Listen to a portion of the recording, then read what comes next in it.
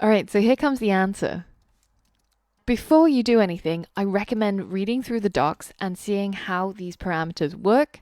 And remember that we're using the colon and then we're going to give our parameter a name so that we can tap into it later on using request.params dot the name that we specified.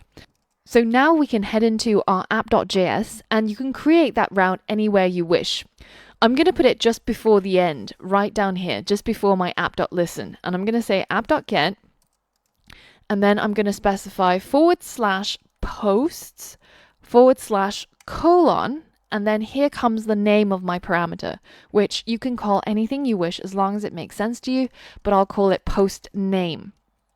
And then I'll add my callback, my rec and res, and then inside my callback, I am going to tap into that parameter called post name.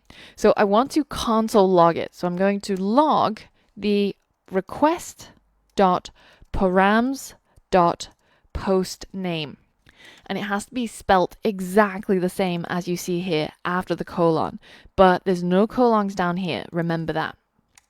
This is all that you need in order to tap into a dynamic URL, right? Because we're using this parameter to decide what it is that we should do inside our app.get. So we can now say if they said, I wanted, the post that has a post name of testing, then we will send them over there. And if they wanted the post that had a name of, I don't know, I love pets, then we will show them that page. So this is the first step towards getting a dynamic website created. And this is all down to using Node and Express, nothing else.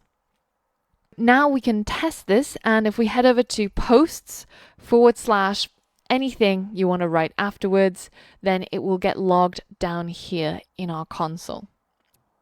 So this is the first step towards achieving our dynamic website. And feel free to mess around with it, try out different parameter names, try out multiple parameters. As you can see here, they've got this one, which is a single parameter, and this one, which is another parameter. And you can actually tap into both just by using request.params dot the name of your parameter in your URL. So play around with that, and once you're ready, we'll head over to the next challenge.